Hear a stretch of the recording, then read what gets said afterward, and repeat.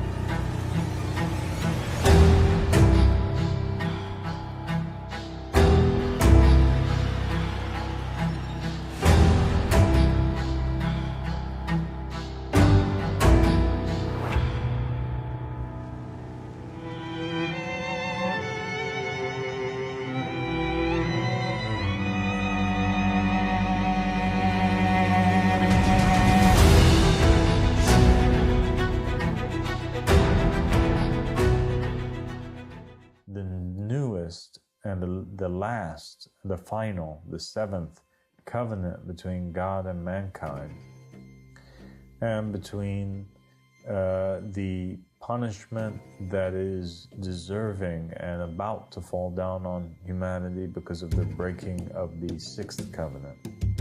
And so we're in that final hour where Noah is calling the people to board the ark before the flood hits. Because the hit is sudden, right? It is sudden.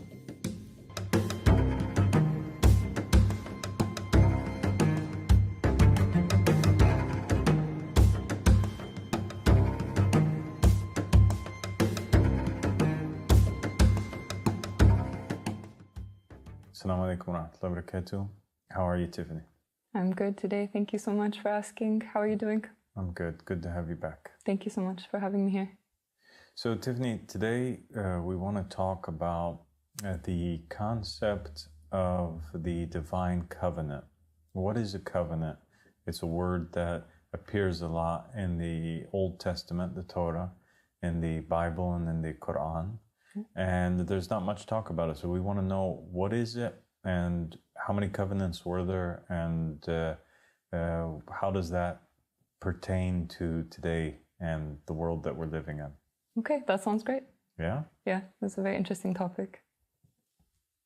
So the covenant, it first appears in the book of Genesis when God establishes a covenant with Adam. And a covenant, it literally means like a deal, or a, what would you say the definition of a covenant would be? Yeah, like a contract, yeah, something like that, where there's like agreements on both parties what they're going to do, and it has to be upheld, otherwise it's broken. Yeah. And so we have, God establishes a covenant with Adam, and he gives him a couple commandments. He tells him things that he must do in exchange for things that God will do. Mm-hmm. So God promises to safeguard Adam. Mm-hmm. He chooses Adam from amongst all of creation. He appoints him in the story of the creation of Adam in the Quran, especially. It's evident, mm-hmm. and it's also evident in the Old Testament, in the Torah. God makes in the Quran the angels prostrate to Adam. In the Old Testament, he teaches him the names of all things, and he makes him in charge of all of the animals and all of the creatures. And he pretty much had said to Adam that he created all things for him. Yeah. Right? Yeah. And he gives him a commandment. And the commandment is to be fruitful and multiply. Yeah. Yes. And he gives him one thing that he forbids him from. He forbids him from approaching the tree of good and evil. Mm-hmm. Yeah? In the Old Testament, it's the tree of good and evil. In the Quran, it's the tree of immortality, or the tree of life. Okay. And so then there's this contract that's established. It's an understanding that takes place between God and between mankind. It's almost like God is, after he creates mankind, he literally tells Adam what it is that he created him for, and what it is that he wants from him. Yeah. He wants him to be fruitful and to multiply and to not approach this tree. Yes. Adam, however, disobeys God. Yeah. He becomes weak. The devil whispers to Adam and tells him, maybe there's benefit in actually doing this one thing that God told you not to do. If you eat from it, you might end up having superpowers or being like the angels and living forever, being more like God. You should definitely do that. And Adam makes the big mistake of, instead of obeying and listening to God, he listens to the devil and he eats from the tree. Yes. And so we find that Adam breaks the covenant with God because the unspoken underlying tenet, the basis, the foundation of any covenant is that man has to obey God, and man takes God as his king. or whatever it is that God says he has to do. Yeah. All right? Yeah. And so Adam breaks it, but he halfway breaks it. So he breaks the first part, which is the forbiddance, but he doesn't break the other part, which is to be fruitful and multiply. And it's extremely significant because this event of the establishment of a covenant and the breaking of the covenant, this is what all of humanity opens up with. This is kind of like the first page of our history, our storybook. Yeah, it's true. Our story begins with this covenant agreement between... And Christianity, what do they call the breaking of the covenant? What do they call this act that Adam... the sin. The original sin, yes, exactly. Yeah? Okay. So, then what happens? Immediately after the breaking of the covenant, God brings down a punishment upon Adam. There's a penalty that must accompany any breaking of a deal with God. So the breaking of the contract with God, the act of disobedience or the original sin. Sin equates to breaking of the covenant. Yeah. And it requires that a punishment comes down. There has to be an effect that takes place to this act. And what was the punishment that comes down upon Adam? They got banished from the Garden of Eden. They had to be Adam taken out. And Eve, yes, and Satan, all three of them, they get kicked out of the garden. Yes. Adam, he begins to cry. He repents very sincerely. And God decides to reinstate in the covenant. He forgives him. And when God forgives somebody, it's as if nothing ever happened. So he reinstates his covenant, the first covenant, with Adam. Mm-hmm. And Adam remains appointed by God.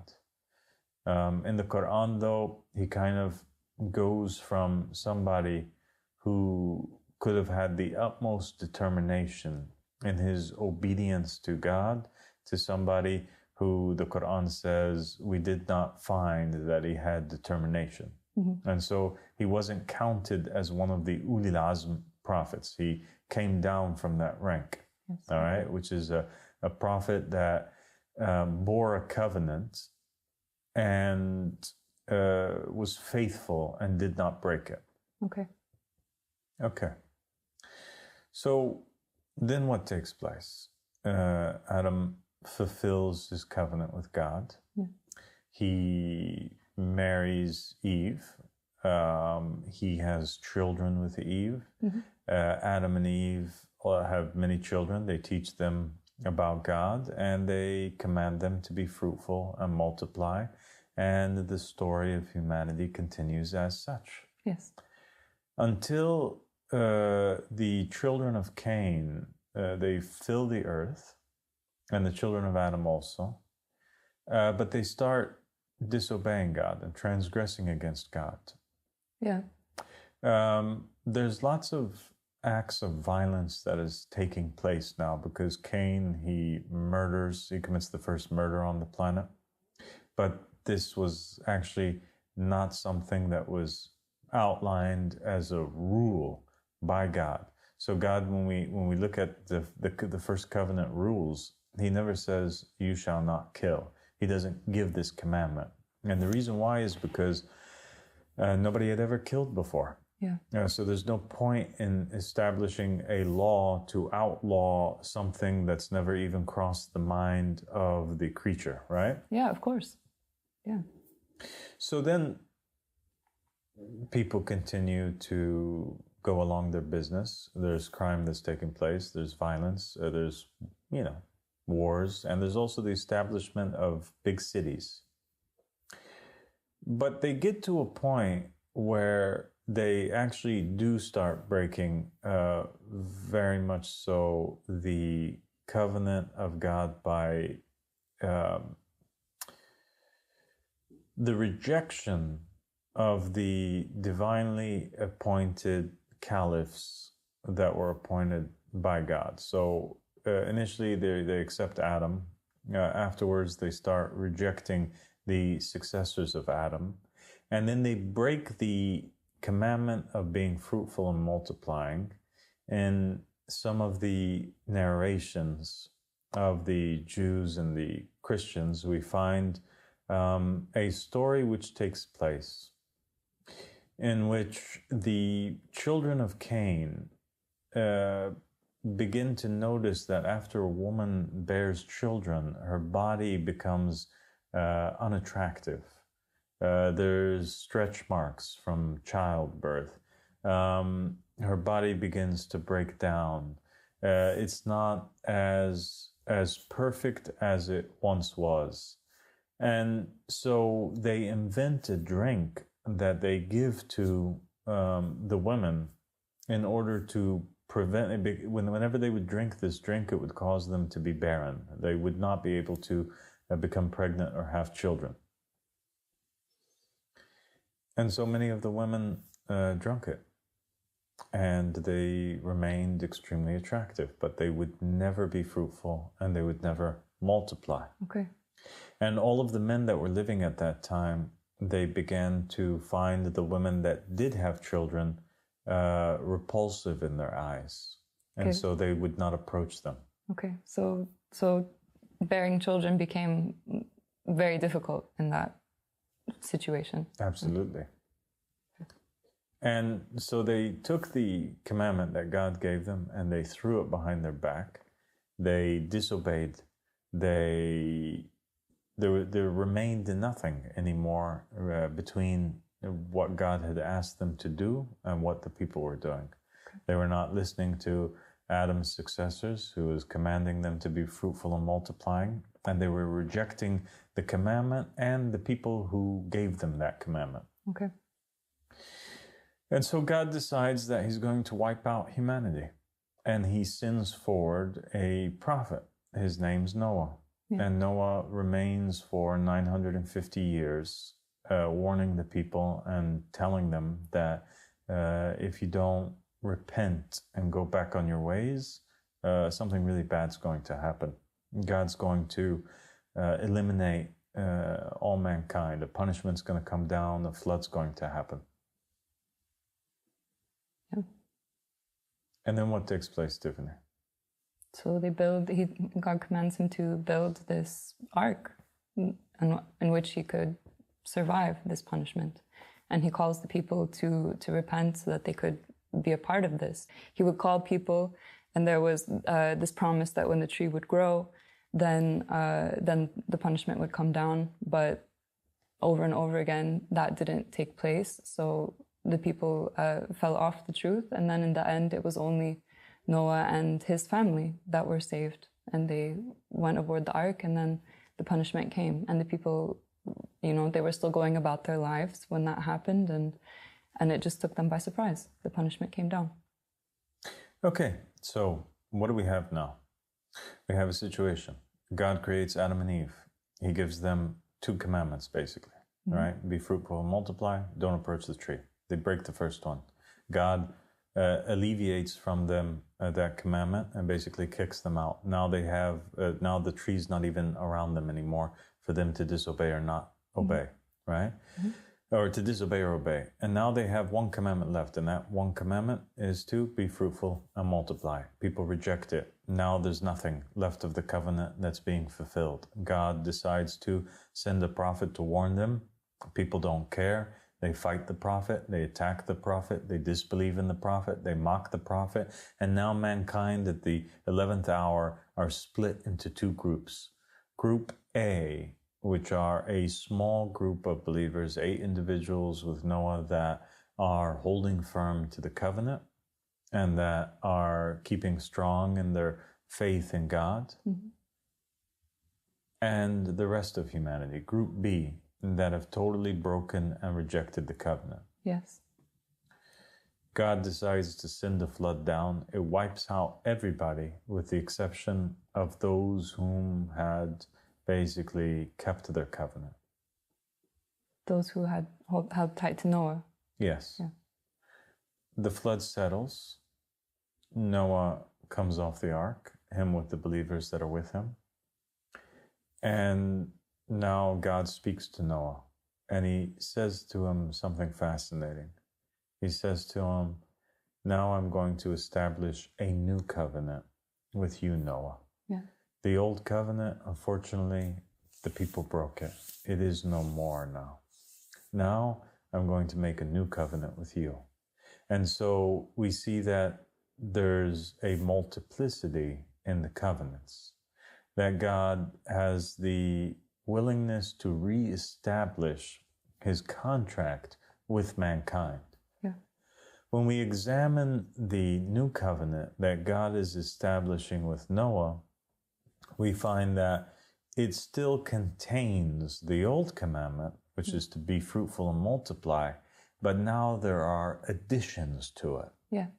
But one of the additions to it is that God tells Noah, he gives him a new commandment and says that nobody's allowed to kill. yes.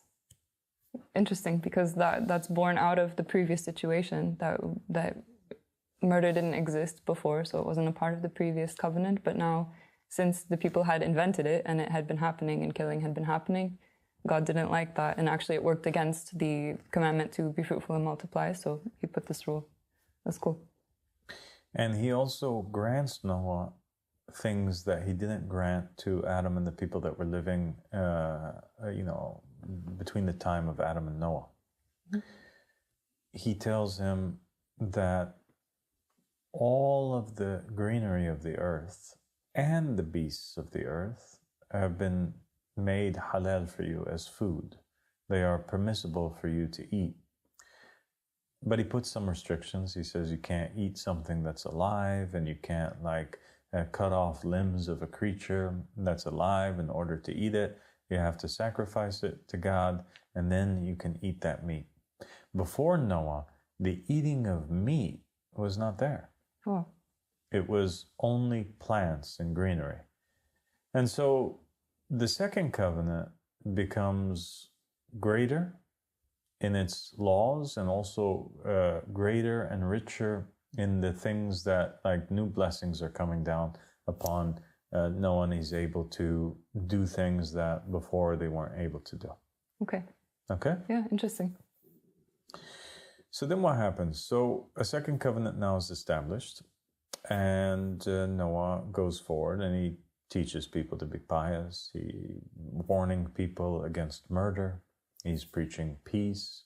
He's telling people to sacrifice to God. And he's teaching them to worship God and to be fruitful and multiply. And the generations continue to follow after Noah. Noah becomes like the second Adam. It's only Adam and his family in the beginning, and they're filling the earth. Second covenant is kind of like a restart button, and Noah becomes the more perfect Adam and the first of the Ulil Azm prophets that actually keeps his covenant, the first of the determined prophets that keep their covenant, and he comes with a new Sharia. So the jurisprudence that Noah now is coming with is different than the Adamic jurisprudence. Yes. And this is evident in the Torah and in the Old Testament. So this is something that Jews and Christians can't argue against, that God actually changes laws or adds to the laws that he had. There's an inconsistency. I mean, it's consistent that the covenant is being established, but God still maintains the freedom to take out laws, add laws, adjust laws. Yeah. And that's, I think, a topic that maybe people do try to argue about in religion, that there's like an absolute perfect law. But I think when you look at these covenants and you see that they're actually changing, you see that the laws actually depend a lot on the actions of the people and what has happened. And so it's not an absolute perfect law. It's an ever-changing law.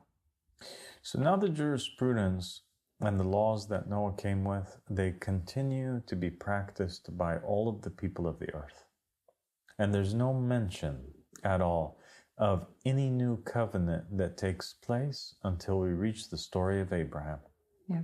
And when we come to Prophet Abraham, we find that God sends him forward in a time period where actually the ruler was trying to kill because he had seen in the stars, or his advisors had seen in the stars, that a messianic type figure was going to come that would threaten his rule. So they were already looking for him. They were slaughtering babies. Mm-hmm. And he manages to survive. His mom hides him in a cave somewhere. Mm-hmm. Abraham grows at an extremely fast rate. He's an extremely smart child. And he finally reaches the age of completion. And he goes forward as a prophet. And he speaks out against the people that are worshiping false idols. And he's breaking the idols in the temple, and he's putting the axe in the hands of the big idol. And he's contemplating, and he's looking at the sun, and he's telling the people, "Is this my God?" And then he's saying, "Look how it sets. This can't be my God. What about the moon? Look how it sets. It can't be my God. Look at this star. Look at it." Because the people during that time period, they were worshiping the celestial bodies. They were worshiping idols. They were worshiping everything but God. So that means that from the time of Noah until we get to the time of Abraham, it's clear that the people weren't upon the same religion anymore as the religion of Noah. And they had appointed over them a king too. He was a great hunter of people. His name was Nimrod. Yeah. And Nimrod was basically trying to create a one world order. And he was building this great tower. And what was the tower called? The Tower of Babel. And what was his purpose? They wanted to kill God. They wanted to build a tower to into the sky so that they could fight. Exactly. The Bible says that they wanted to make a name for themselves. Human beings wanted to set themselves as supreme. They wanted to declare the supremacy of man. And they wanted to basically say that they were God. And so Abraham gets arrested. He's thrown into the fire. Yeah. The fire doesn't burn him. Yeah. God punishes Nimrod, and now there's no believers on the face of the earth except for Abraham. Yeah. And quite clearly, all of the covenant that was between God and mankind was broken. Yeah. Because they're not even recognizing, they're not even aware that there was a covenant anymore. Yeah. And they're worshiping false gods. Mm. And rather they're trying to say that they're the only ones who have a right to set their own laws and their own rules. Wow. Okay? That's like the ultimate going against the covenant, which exactly. So God brings down a punishment once again upon them, but the punishment now is different than the punishment that came down in the time of Noah, because God promised Noah that he would never, destroy the earth by a flood again. And he brings down a punishment, which is the confusion of languages. Yeah. And he scatters the nations. Yeah. So once they were all mankind was all united in evil, but they were united and living under one government for the most part. Now they couldn't understand each other. And because of the language difference that struck them, and they all started living independently as little tribes and nations, and that caused them to have conflicts eventually with one another, and they kind of went backwards. Yeah. They regressed in their advancement. Yeah. Right? Yeah. And then God tells Abraham the exact same thing that he tells Noah. He says to him, the covenant, they broke it. And now I want to establish a new covenant with you. Yeah. And so now God's establishing a third covenant with Abraham. He's saying, I'm choosing you above all people. I'm going to bless you. You are my friend. Yeah. I'm taking you as a friend, and I'm granting you this land. And this land from the Nile to the Euphrates it belongs to you and your children. Yeah. Okay? Okay. Now, here is what I want you to do. I want you to be fruitful and multiply. I want you to abide by the slaughter rules and sacrifices that I asked you to abide by before, your forefathers with Noah. And I want you to circumcise. So he adds circumcision to the equation. Yeah. Now the third covenant becomes richer once again and different in its laws and in its jurisprudence to the second covenant. Yeah. So there's this addition. It's an addition. Yeah. And once again, Abraham is a prophet in Islam that is considered to be one of the Ulil Azm prophets. Now, what are these Ulil Azm prophets? It's basically Noah, Abraham, Moses, Jesus, Muhammad sallallahu alaihi wasallam. Yes. And the narrations of the Ahlul Bayt alayhim salam say very clearly that an Ulil Azm prophet, a prophet of foremost determination, is one of the prophets that came with a new jurisprudence. Okay. Okay? Okay.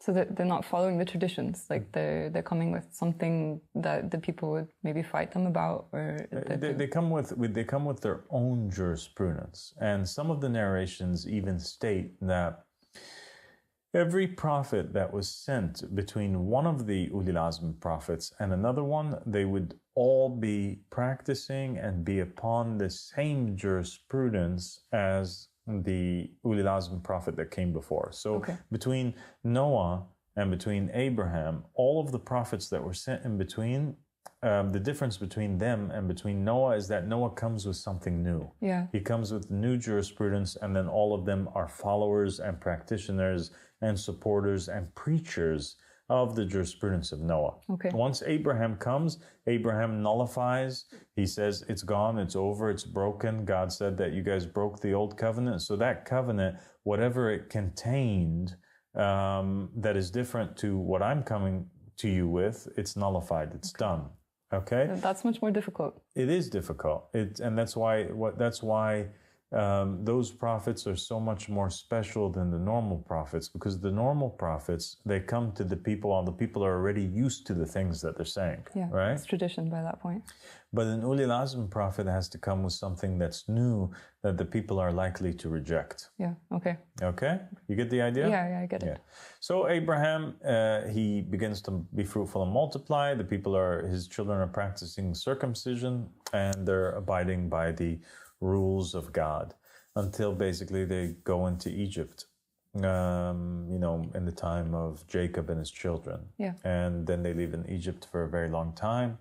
The Israelites start to worship foreign gods. They pledge allegiance to the tyrannical pharaohs. They abandon the prophets that were from the lineage of Joseph and Jacob. And God's anger comes upon them for breaking the covenant. Yeah. And basically, God enslaves them for 400 years under Pharaoh for breaking God's covenant.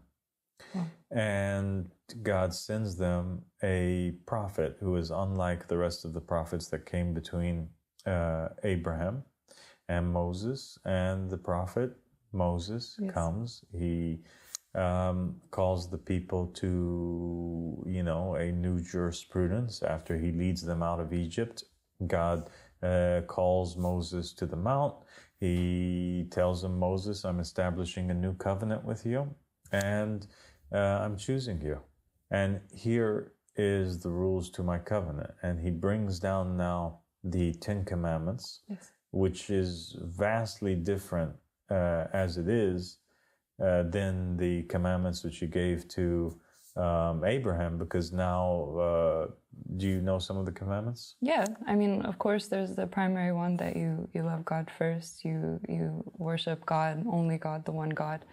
But there's these other commandments that are a bit more, specific, like you don't commit adultery, for example, you don't covet your neighbor's possessions, things like this. They become more specific than the laws of the previous covenants. Exactly. And then in the book of Leviticus and in the book of Deuteronomy, and we see through the story of Moses in those books that in addition to those 10 Commandments, God lays out about over 613 new commandments, also new laws that he places that the Israelites have to abide by. Yeah. And so the reason why the laws became so much more and they became extremely complex in the time of Moses is basically because in the time of Moses, he was leading a nation of 600,000 Israelites. I mean, that's larger than, that's about the size of, that's the size of a very big nation that he's leading. It is. And they probably had many questions about how they have to live. And So God gave them very specific instructions. Versus in the time of Abraham and in the time of Noah and in the time of Adam, each one of the first three covenants, they start with just a man and his family. So it's just in the beginning, Adam and Eve, and he gives them very basic rules, right? And then when it comes to the time of Noah, once again, it starts off as just Noah with his family, so they have basic rules. Yeah. In the time of Abraham, it's just Abraham and his family. Okay. So it's basic rules. Yeah. But now it's very complex. There's 600,000 individuals that each and every one of them has their problems and has their issues and has their questions that must be answered. Okay. So it becomes a very complex and detailed covenant. Yeah, that's a huge leap from such basic instructions to over 600 instructions. Yeah, it's so many. And so Moses is the companion of the fourth covenant. And the Israelites continue to uphold and upkeep the covenant with Moses all the way until the time of Jesus. Yeah. And Jesus comes to them. And Jesus begins to preach to them. And Jesus was somebody that was foretold by Moses that he was going to come. And Jesus could be seen as kind of like the culmination of the law or the culmination of the covenant. And even in one place in the Bible, Jesus says, I am the law. Yeah. Right? Yeah, he does. And so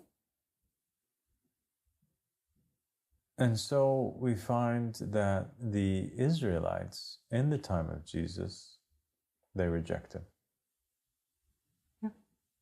And 3 years into his dawah, they attempt to murder him.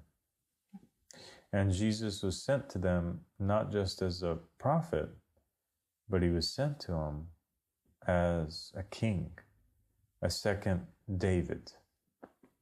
I want to pause right here, though, for a moment, and I want to state that sometimes you might find, like in the case of David, verses in the Bible where God is speaking to David and he says to him, I'm establishing a covenant with you.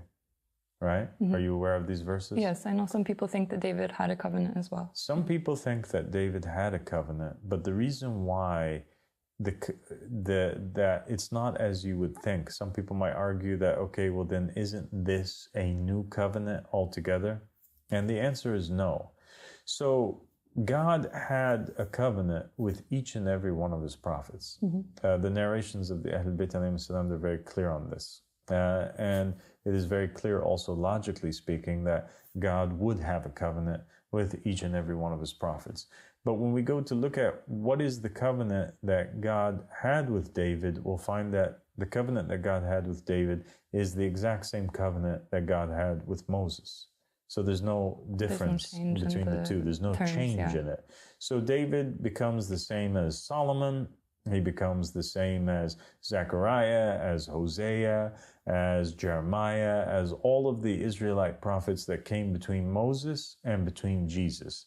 He wasn't a bearer of a new jurisprudence or a new covenant, but rather he was an upholder of the Mosaic covenant. Okay, I mean, that's clear because we see it's very clearly recorded when the jurisprudence is changed, and God is always, all of the laws are in the scriptures. So had that been the case with David, it would have been clear. And then he would have came with new laws, but he didn't. Yeah. Before David, they were practicing the Mosaic covenant laws. And after David, they're practicing the exact same thing. Okay. But then Jesus, interestingly, the next one, he was from the lineage of David. He was the king to come from. Yeah, he was the king to come, and he was supposed to become the second David, right? And he was the promised Messiah. And they totally turn against him, and they reject him, and they condemn him, and they choose their false kings over him, and they basically crucify him, and they sentence him to death. Yeah. Jesus is arrested after his betrayal, and the covenant between the Israelites and between God is broken, because Jesus was supposed to come as a king, and he represented God. He represented the rule and the authority and the kingship of God. And by them rejecting Jesus, they rejected God Almighty as their king. Yeah. And it's like saying we don't admit and we don't recognize the covenant bringer. We don't recognize all of the Torah. Yeah. So them rejecting Jesus was the actual rejection of the entire covenant that took place. And this is... Yeah, you're making me think about this verse that I really love. Like, it's a parable of Jesus that I've read recently, and I found it really relevant to the topic. You know, he basically said exactly what would happen. He told this parable, it's called the parable of the tenants, where he's talking about the owner of a vineyard. And the owner keeps sending people to go, and he gives the property to people to take care of it. And then he keeps sending people to go and take it back, basically. And the people keep attacking the people that he keeps sending. And eventually the landowner sends his son, and then the people even attack his son. And then he said, basically, the whole thing is a metaphor for how God is sending his prophets. And when they tried to kill them, and eventually they did end up trying to kill Jesus, he said, a warning. Therefore, I tell you that the kingdom of God will be taken away from you and given to another people who will produce its fruit. So basically, and they knew that he was talking about them. And they wanted to arrest him on the spot, but they were worried that he had supporters and that it would backlash on them. But he basically gave this warning that the covenant that you have, you're God's chosen people, but it's going to be taken away from you if you continue down this path trying to reject God by killing the messengers. So I love that parable, and I feel like it was extremely clear that he said, you're going to lose the covenant that God gave you, and it's going to be given to another people. And that's basically what happened. So now something becomes extremely clear. And we realize that, just like God said in the very beginning in the Quran, verily I'm making a caliph in the land. We realize that there is part of this contract which must be upheld. And it is obedience to the bringer of the covenant, or the divinely appointed king or prophet or messenger in every time. And every prophet and messenger anyway was a king. That was, it was obligatory that they obey. So whether they reject or break the laws of the covenant, or they reject the bearer of the covenant or the messenger, it's the same thing. Rejecting the covenant or rejecting the messenger who's bringing the covenant, it equals to the breaking of the covenant itself, okay. Right? Yeah, and that's clear in the parable that you mentioned on the tongue of Jesus, alayhi salam. Yeah. Because the owner of the vineyard, he sent his son to go forward to the vineyard, right? Yes. And even if the people who had taken over the vineyard, this rebellious group of workers that were on there that now wanted to take the vineyard for themselves, even if they continued to do the things which the owner of the vineyard told them to do, even if they were continuing to plant seed and they were continuing to bring forward fruit from the ground and harvest it and taking care of the property, with rejecting the messenger from the owner of the vineyard, the son, they broke the entire covenant, and all of the rules and the laws that they were keeping had no meaning and no point to it. And still, it's still the case today that there are people following, they think they're upon the covenant and they're following all the rules and the practices and stuff, but the covenant was broken the second that they rejected the messenger of God. Exactly. And that was the whole problem and the whole reason why Iblis or Satan was kicked out of paradise, right? Because he didn't reject God's laws or his jurisprudence, but what he did reject was he rejected Adam. Okay? Yeah. So then Jesus, he's crucified in the apparent amongst the people. And Jesus, before that day, after the betrayal had become evident, after Judas Iscariot, it was clear that he already made his decision that he was going to betray Jesus. And Jesus sits for one final supper with his companions. And what takes place? He establishes. Yeah, he establishes the covenant, and he mentions it. He mentions the word covenant specifically. There's the whole ritual of the Last Supper, the eating of the bread, the drinking of the wine. This is the beginning of the establishment of the covenant, but it doesn't fully get to And he be gives them new established. commandments too. Jesus says to them, you know, I give you a new commandment which is greater than all, and that's to love one another. Right? So now Jesus comes with a new commandment, and the Jews, they reject it. A punishment comes down upon them for breaking the Mosaic covenant, and the temple is destroyed, and the Jews are scattered. Meanwhile, Christianity begins to flourish in the Middle East and in different parts of the world. Immediately after after the crucifixion event, Christianity does begin to flourish in the Middle East. It takes a couple hundred years for it to really flourish and settle in Europe, but immediately after there was kingdoms in Syria and other areas that were all becoming Christian. And so God's favor shifted from the Jews to the Arabs, from the children of Isaac to the children of Ismail, whom the Arabs had accepted Jesus, and they were upon his religion in Egypt and in Syria and in all over the Middle East. Okay. Okay? Okay. Until there is sent to the Arabs a prophet. So now, after the breaking of the Mosaic covenant, no more prophets are sent to Israel, and there's not even an Israel. Yeah, I mean, There's no Israel anymore. yeah, they were scattered. And the line of prophets which they had been consistently sent was stopped. So that to me is very clear that the covenant was clearly broken. Yeah, and given to another people, as you said, it left them and then it picked up somewhere else. Somewhere else. Yeah. And we find that while no more prophets were sent to Israel, that there was prophets that were sent to the Arabs. And the greatest prophet of all time, the Prophet Muhammad sallallahu alaihi wasallam, he appears amongst the Arabs in a time where they had, after embracing Christianity, begun to go back to a state of ignorance. They were worshiping sticks and stones. Yeah. They were building idols once again. They were rebelling. They were, there was widespread bloodshed and killing. Yeah.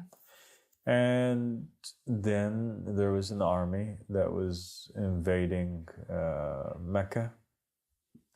And God sends down his punishment upon them. He sends the birds that are carrying stones, and they stone all the people and they destroy them, and it becomes basically the events that Surah Al-Fil is talking about, and Muhammad is sent. Okay. Muhammad now, what does he do?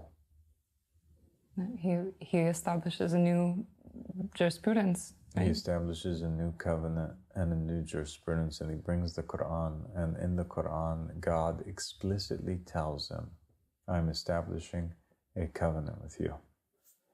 Just as I have established with Noah, and with Adam, with Noah, with Abraham, with Moses, with Jesus, I'm also establishing a covenant with you.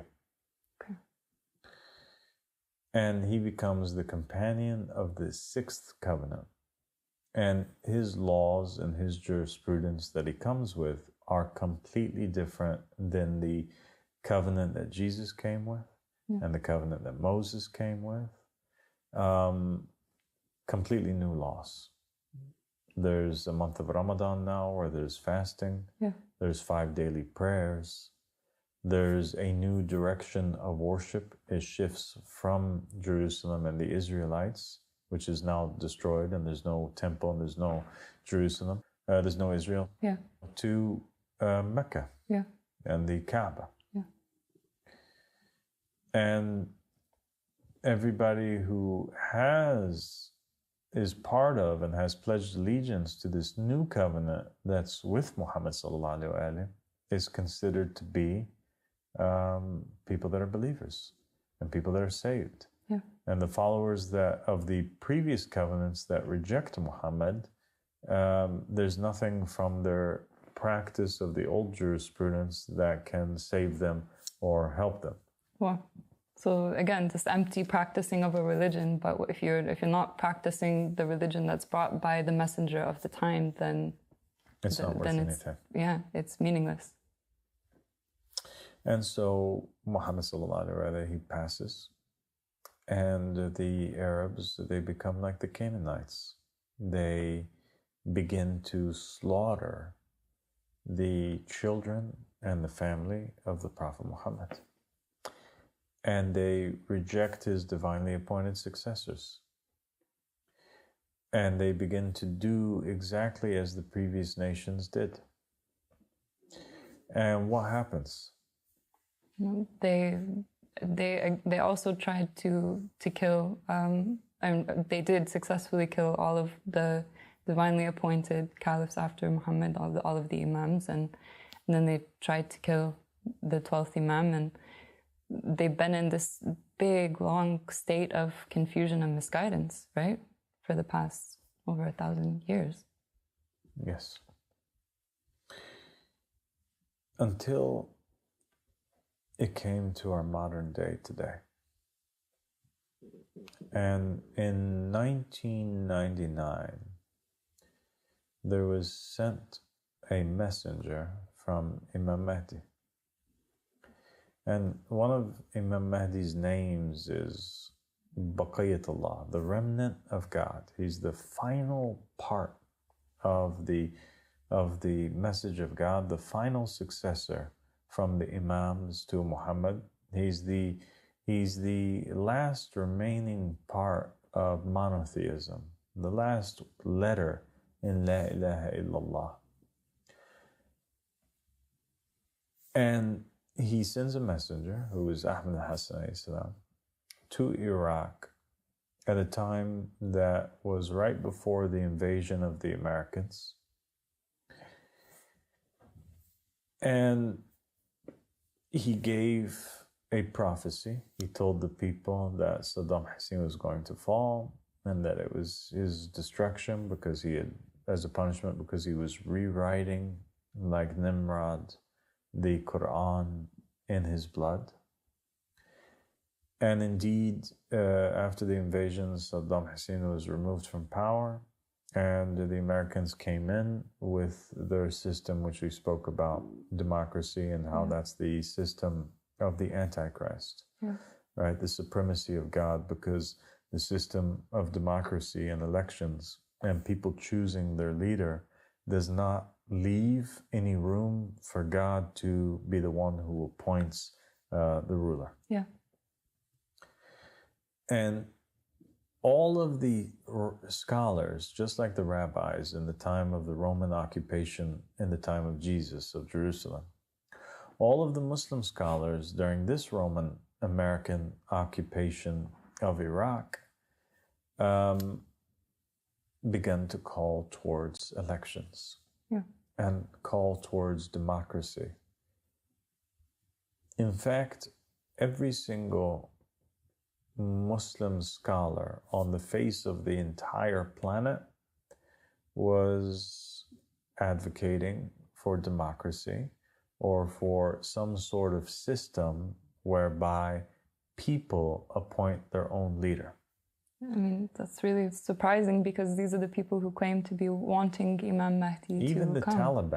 Even the Taliban and people that are extremists like this, they had their own systems of them choosing the most knowledgeable of their scholars or the most noble of their tribesmen and appointing them to be caliphs in a shura over their Muslim state. The only person who is saying that it is only the right of God to appoint the leader, and he has to appoint the leader through,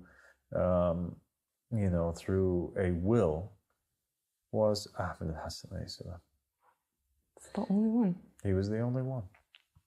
And the response